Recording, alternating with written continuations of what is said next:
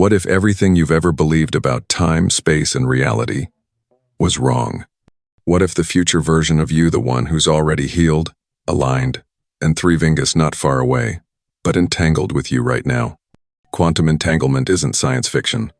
It's a proven phenomenon observed at CERN and Stanford, where particle suns connected remain linked across vast distances, responding instantaneously, faster than light. No signal, no travel. Just pure, synchronized being. Now, imagine if your identity works the same way, that the future you're chasing doesn't require movement, only alignment. Not more effort, but more coherence. This isn't just physics, it's personal. Like tuning into a radio station that was always there, waiting. Could it be that you don't need to become someone new, just collapse into the version already vibrating in the field? You think time is linear, but what if it bends inwards? Stay with me, because up next, we dive into the observer effect and how it shapes your reality. What do you believe? Let me know in the comments. Have you ever paused to consider that reality might be waiting for you to decide what it becomes? Not in a poetic sense, but in the deepest, most literal quantum way. Let's return to the double-slit experiment, a cornerstone of modern physics. It showed us that particles like electrons don't exist in one place until we observe them. When unobserved, they act like a wave of probability, a blurry, shimmering field of infinite potential. But the moment we observe which path the electron takes, the wave collapses into a single point, a definite outcome, from fluid possibility to solid form. This isn't just about particles, it's about perception. And you. Because if particles respond to observation, then your life might too. Think of the wave function as a vast sea of potential timelines. Each version of you, confident, broken, in love, lost, powerful, is like a ripple on the surface. And the moment you emotionally and consciously observe one of those versions as real, the wave collapses. It becomes your lived experience. No observation equals no fixed self. Observation equals a chosen version of reality. As Heisenberg said, the act of measurement changes the thing being measured. And Bohr added, it is wrong to think that the task of physics is to find out how nature is. Physics concerns what we can say about nature. Now, let's bring in quantum entanglement, the strange dance of connection that defies space and time. When two particles are entangled, they no longer hold separate identities. Their wave functions merge. One can be on Earth, the other light years away, and yet, a change in one instantly affects the other. Distance doesn't matter. Time doesn't matter. What matters is relationship. You can't entangle with something unless you are in resonance with it. So here's the radical insight. Your future self, the version that already exists in peace, purpose, and power, is not something you need to build. It's something you're already entangled with. But until you shift your observation, you can't feel it. Have you ever had a moment when you suddenly knew something, without logic? A flash of clarity, a gut feeling, a pull towards something greater? That was likely a signal from that entangled, self-rippling backward into the present, a whisper from the wave. So the question is, what timeline are you repeatedly collapsing with your observation? Is it the version of you stuck in fear? Or the one who chooses freedom, even if the evidence hasn't arrived yet? Because quantum reality doesn't care about the past. It only responds to what you observe now. This is why affirmations without emotion feel hollow. Why effort without resonance leads to burnout. It's not about forcing an outcome, it's about tuning your inner frequency to the wave that already exists. Imagine, your thoughts are the lens. Your emotions are the magnet. Your nervous system is the tuner. And your life is the mirror. You don't need to move to reach a better timeline. You simply need to become the observer who sees from it. John Wheeler once said, "We are not only observers, we are participators." In some strange sense, this universe is a participatory universe. What if you let go of the need to control and instead practiced becoming more precise in your observation? So I ask you now, what are you ready to collapse into being? Let me know in the comments, what timeline are you choosing from this moment forward? Have you ever felt the strange familiarity of a future you? And if this sparked something deep within you, don't let it fade. Tap like, subscribe, and turn on the notification bell, because in the next part we'll explore your future self already exists. How to synchronize with that identity now. This isn't theory. It's your invitation to shift. And your future is already watching. What if your future self is not something you have to build, but something you've simply forgotten how to remember? In the quantum field, every possible version of you already exists, not metaphorically, but energetically, as vibrational blueprints within what physicist David Bohm called the implicate order. In this deeper layer of reality, all moments in space and time are folded into one another, interconnected, alive, and waiting for activation. You're not climbing toward your future. You're unfolding it from within. Just like tuning a radio. You don't create the song, it's already there. You simply adjust the dial. This is how your future self works. You're not inventing that version of you. You're aligning with it. You're collapsing the waveform of that timeline into your present moment, not by trying harder, but by embodying the signal it broadcasts. Scientists exploring retrocausality, the idea that the future can influence the present, are finding increasing evidence of this in time-symmetric quantum experiments, like the delayed choice quantum eraser conducted at the University of Maryland. In these experiments, outcomes in the past seem to depend on choices made in the future. What if the same principle applies to your life? Maybe those intuitive nudges, those flashes of knowing, those strange synchronicities, are not coming from you, but through you, from a version of you who already knows, who already lives the truth you're still learning to remember. You don't have to become someone new. You only need to become still enough to hear the signal, because manifestation isn't about getting what you want. It's about becoming the person who naturally receives it. That's the real shift from, how do I get there, to, who am I when I'm already there? And here's the twist. When you feel that version of you, in your body, in your breath, in your nervous system, you begin to collapse that identity into form. One micro move at a time. One emotional alignment at a time. You're not chasing outcomes. You're syncing with a reality that was always available. So let me ask you, what version of you have you been tuning into lately? Is it the one who doubts, who waits, who fears, or the one who already is? And what might happen if, today, you paused and simply chose to remember, not imagine, that you already are who you're seeking? Because when you shift from seeking to embodying, everything changes. Time folds, energy moves, life responds. What do you think? Have you ever felt a moment that seemed to arrive from the future, guiding your present? I'd love to hear in the comments. And stay with me, because next, we explore one of the biggest hidden blocks. Why most people don't manifest successfully, and how to shift it.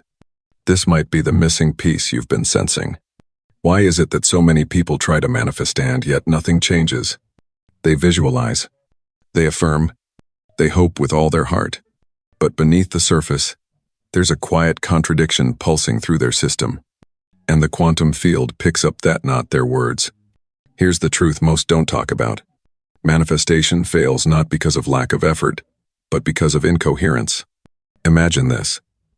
Someone says, I want to be successful, but their stomach is tight with anxiety. Their chest feels heavy. Their breath is shallow.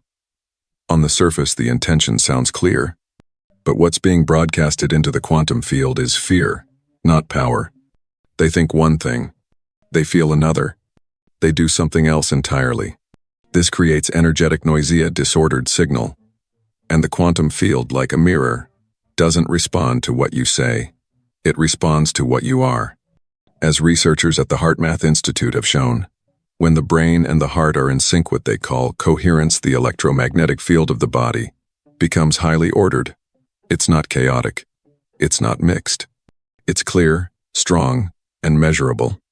They've used real-time data from HRV, heart rate variability, and EEG scans to show how emotional alignment shifts the body into a harmonious frequency state.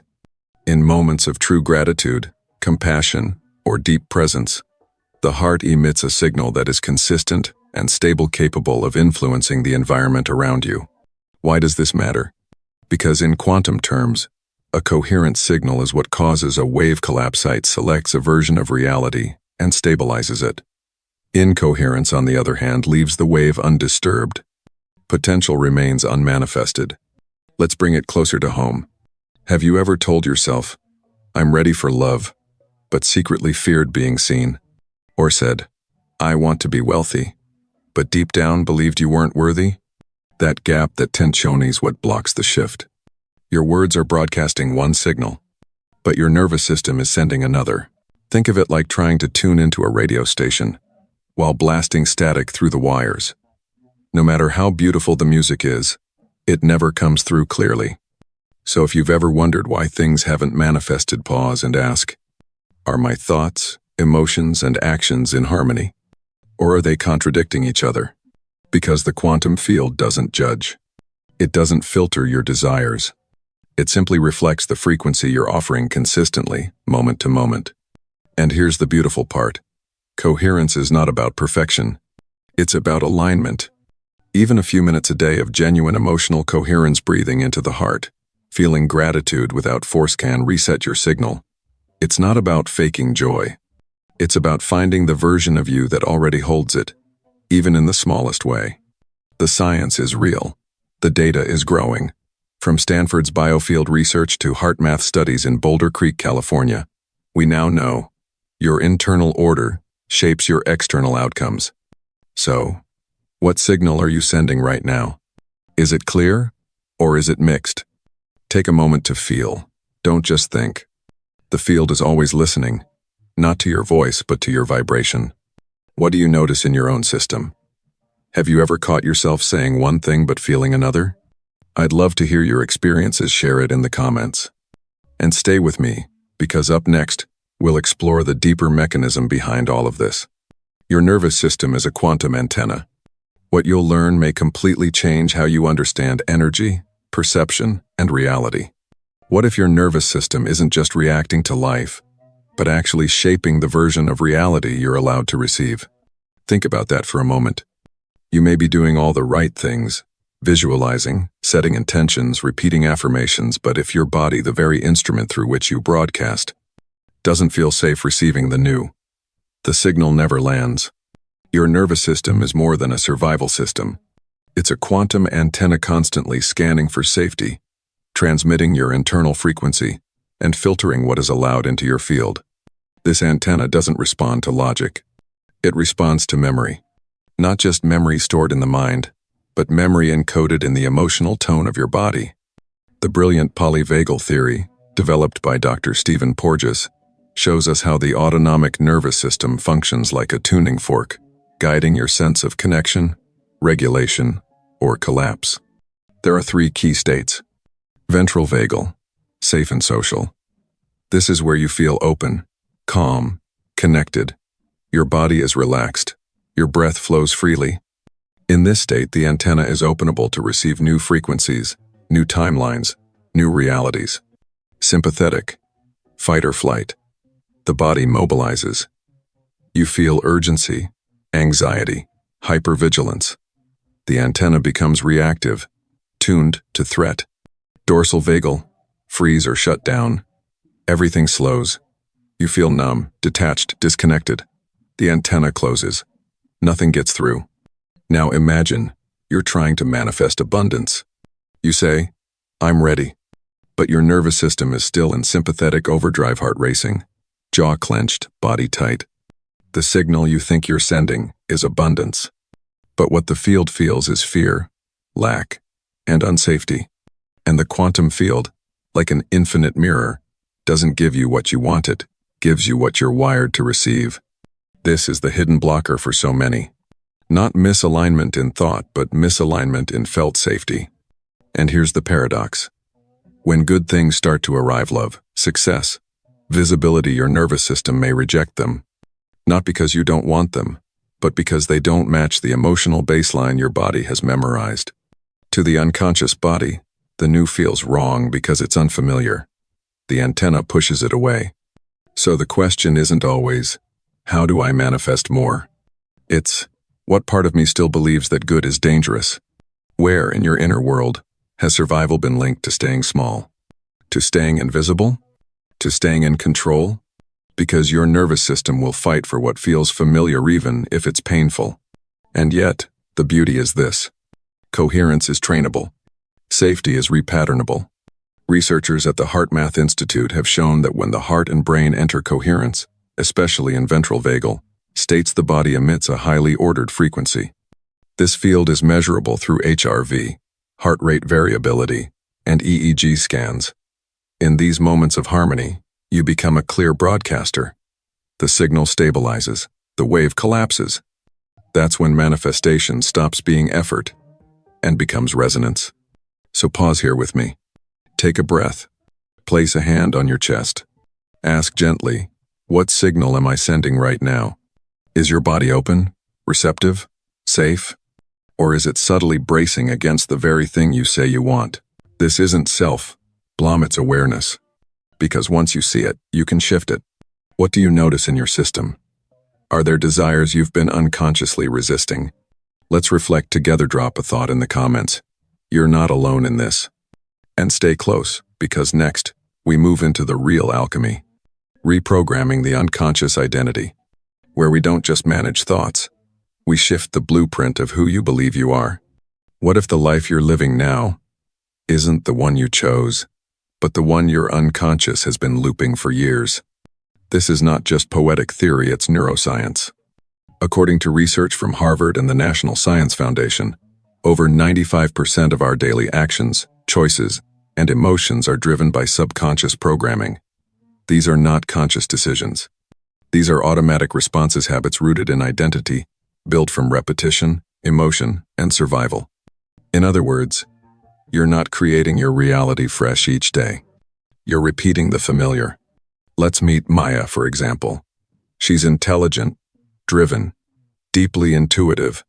Every time she starts to succeed, whether in career or love something, and her sabotages the momentum, she pulls away. She procrastinates. She gets overwhelmed. Through reflection and somatic work, Maya discovers a root belief. If I succeed, I'll be abandoned. Because when she was 8, the first time she won an award, her emotionally distant father left for months on a work trip. Her nervous system linked success with separation, and that emotional imprint became an identity loop. She didn't fear success. She feared the pain that came with it. This is the invisible architecture beneath most manifestations. A story stored not in the mind, but in the body. What Maya and so many of you's experience is what neuroscientist Dr. Joe Dispenza calls emotional addiction. The body becomes chemically addicted to certain feelings, like disappointment, rejection, guilt, because they are familiar. Familiar equals safe to the nervous system, even if it's painful to the soul. Over time, these repeated emotions build biological grooves. A cocktail of neurochemicals floods the system: cortisol, adrenaline, or even oxytocin each time the familiar story is reenacted. Eventually, the body starts needing the story to feel normal. It becomes an identity. And here's the turning point. You can't change your life without reprogramming the identity beneath it. Affirmations won't land. Vision boards won't stick.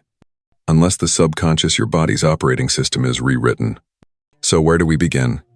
First, awareness. Start noticing your repeating emotional patterns. What emotions show up most often? What identity do they reinforce? Second, interrupt the loop. Breathe into the feeling. Don't run from it. Ask, who taught me this was home? What truth am I ready to unlearn? Third, install a new pattern. This isn't mental, it's physical. You must rehearse the emotional state of the future self you're becoming, daily, gently, consistently. Because when you shift the emotional chemistry, you shift the biological identity. And when the identity changes, reality follows. Let this land deeply. You are not broken. You are entrained. And what was wired in can be rewired with patience, presence, and practice. So pause and ask, what story is your body still addicted to? What belief is quietly driving the wheel of your life? You are not your past. You are not your emotional habit. You are the space where new identity can take root. Have you ever caught yourself reliving an old story emotionally, even when everything outside had changed? Share your reflection in the comments. I'd love to hear your insight. And stay with me, because next, we'll break a popular myth wide open. Why visualization alone isn't enough, and why embodiment is the real portal to change. The difference between imagining and living the new you might be everything. What if visualization, on its own, is just a well-decorated prison? So many of us sit with our eyes closed, picturing a better life. We see the house, the love, the version of ourselves glowing with freedom and clarity. But when we open our eyes, nothing feels different. Why? Because visualization without embodiment is just controlled fantasy. It's like watching a movie of a life you haven't yet stepped into. Here's the core truth. The quantum field doesn't respond to your imagination. It responds to your vibration, your biology, your chemistry, your embodied state. You can visualize wealth, but if your body walks like it's chasing a train it's about to miss urgency, stress, tight shoulders, then your nervous system is still broadcasting lack. As Dr. Joe Dispenza says, you can't think greater than how you feel. Your state overrides your thoughts. This is where embodiment becomes the portal. To embody a future version of yourself means to become the frequency of that self now, in your breath, in your posture, in your tone, in your choices. It's not pretending, it's tuning. Think about it. A person who knows they're loved walks differently. A person who trusts abundance breathes slower, softer. They don't sprint through life like something is missing. They move with presence, grounded in enoughness. Here's a small but powerful practice. Go for a walk not to get somewhere, but to feel how your future self would move. Would they rush? Would they glance at the sky? Or walk barefoot in the grass? Let your body show you the timeline you're choosing. It's not the words you speak, but the signals you live that collapse possibility into form. Researchers at institutions like MIT and the HeartMath Institute have found that behavior aligned with emotion and nervous system regulation can shift HRV, heart rate variability, and brainwave coherence into states that support long-term change.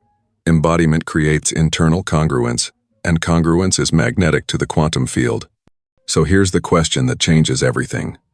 Are you thinking about your new life, or rehearsing it in your cells? Because when biology catches up to belief, reality shifts. What's your experience with this? Have you ever felt the gap between what you imagine and what your body still fears? Let me know in the comments, I'd love to hear. And if this stirred something in you, consider sharing this video with someone who's been stuck in their mind, but ready to move into their life. Next, we explore the missing layer most overlook, how your environment and collective field shape your signal. Because even when you align your inner world, the space around you still matters. Have you ever noticed how just being in the presence of certain people changes your energy? Not because they do anything specific, but because of the frequency they hold. This isn't coincidence, it's entrainment. A phenomenon observed in both neuroscience and physics, where weaker signals sync with stronger ones. Your nervous system, like a tuning fork, adjusts itself to the dominant frequency in the environment, which means you're not only broadcasting your energy, you're constantly receiving too. That's why your environment, physical, social, emotional, isn't neutral.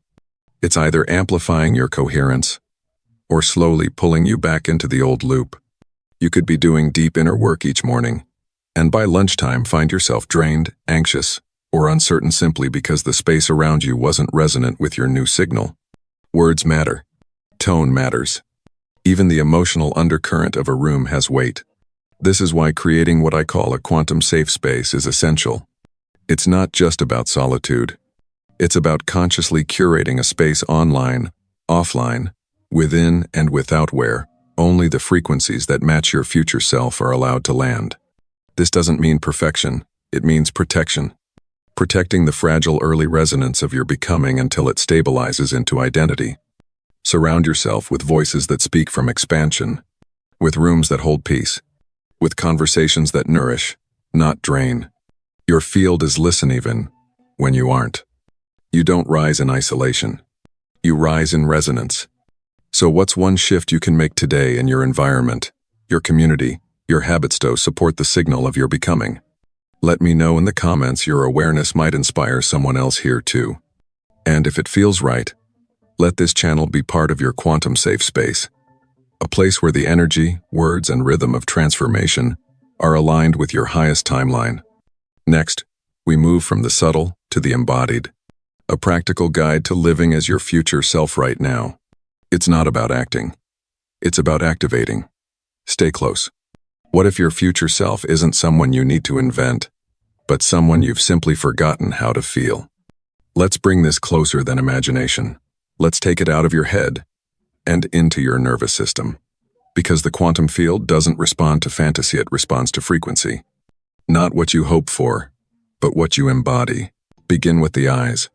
How does your future self see the world? Not scanning for threat, not darting with urgency, but soft, present, steady. They look out with clarity because they're not bracing for disappointment. They're expecting alignment. And that changes everything. Now feel their breath. Slow, spacious, not shallow from trying to prove or fix, but deep from knowing they've already arrived. Their posture? Relaxed, but tall, not trying to shrink or impress. Just grounded, certain, receptive. Take a moment to try it now. Soften your jaw. Drop your shoulders. Widen the space behind your heart. Slow your inhale. Extend your exhale. Notice how your nervous system responds when you don't push it but invite it. You're not faking. You're remembering. Because the truth is, becoming your future self isn't an act of willpower. It's an act of biological permission. Studies in embodied cognition from institutions like the Karolinska Institute and Harvard's Mind-Body Lab show that posture, breath, and somatic state directly impact self-perception, decision-making, and emotional regulation. When you shift your biology, you shift your identity access. Your cells begin to echo the memory of a version of you that already exists. This is what embodiment really means. You don't think as if, you feel as if. Not by force, but by choice. Not all day, just long enough for your system to recognize the frequency and sync. The secret is this: you're not imagining someone new. You're stepping back into alignment with who you were before conditioning took hold. Before fear rewrote your chemistry. Before your nervous system forgot how it feels to be free. So here's a gentle invitation. Walk through your home not to accomplish, but to inhabit. Let each step say, I already am. Let your breath carry the tone of someone who is no longer chasing. Not because you've given up, but because you finally landed. And when doubt rises, and it will pause and ask, what would it feel like, right now, to trust that I am becoming? Feel it. Breathe it. Let your body answer, not your mind. You don't need to perform.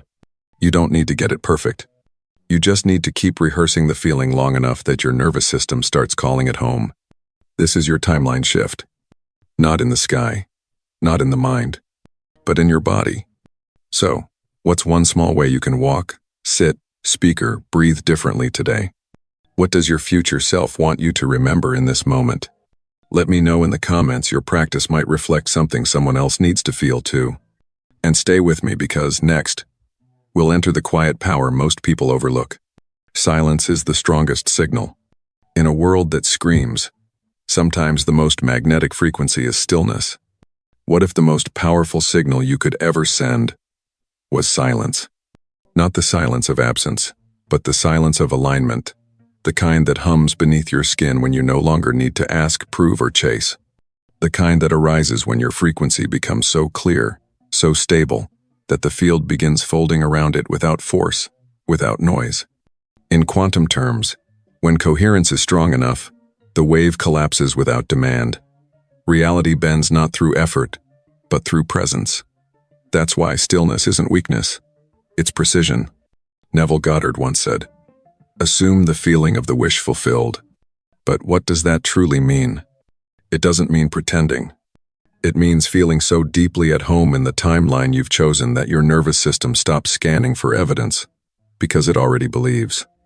And when belief becomes embodied, searching ends. You no longer need to look for signs. You are the sign. Studies from MIT's Department of Brain and Cognitive Sciences show that when the brain reaches deep alpha or theta states, often during calm meditation or deep rest, neurological activity becomes more integrative. Insight arises not from thinking harder, but from lowering noise. That's the paradox. When your signal is clean, the quantum field doesn't need to be convinced. It already knows. Reality, like water, shapes itself around coherence. So if lately you've been quieter, more still, less reactive, more neutral, don't assume you're stuck. You may, in fact, be stabilizing into a new field. Because true manifestation often feels less like excitement and more like a sacred exhale. Peace is a signal. Presence is a portal. Silence is a collapse point. So I invite you to tune in not with your mind, but with your breath. Are you feeling a little slower? A little steadier? A little less attached? If yes, you've already shifted. You don't need to push. You just need to hold. What do you notice in your field today? Has the quiet changed you? Let me know in the comments. Your reflection may ripple farther than you know. And stay close, because next, we'll bring it all together. Conclusion and resonant action. Living from the signal you've claimed. It's time to not just feel the shift, but to live it. What if the version of reality you've been searching for isn't something you attract, but something you collapse? This is the final shift. Not about chasing more techniques, not about perfecting your practice, but about choosing to live from the signal you've already tuned into. Because in the quantum field, you don't manifest by waiting. You manifest by embodying. The field doesn't respond to your desire set, responds to your consistency, to the tone you hold, moment to moment, breath to breath. So don't wait for signs. Become the signal. Let your walk speak alignment. Let your silence echo certainty. Let your smallest choices, what you eat, how you speak, what you no longer tolerate, reflect the frequency you've claimed. And if doubt returns sand, it might simply return to the truth. You don't attract. You collapse. You're not calling something in from far away. You're syncing with the version of you that was always here, just waiting to be felt deeply enough to form. So here's a final practice. In the comments, type the words, "I am entangled," not as a performance, but as a quiet imprint, a ripple that your field will remember long after this video ends. No pressure, no performance, just resonance, just remembrance. Because you are already wired for wholeness, already entangled with timelines of beauty, clarity, and peace. You don't need to force the shift. You just need to stop resisting who you already are. What part of this journey stirred something in you? What are you feeling now, in your body, in your field? Let me know, I'd love to witness it with you. And if this space felt like home, gently tap like, subscribe, and turn on the bell. Not for me, but for you. To return here, again and again, until the new signal becomes your new self. The field is already listening.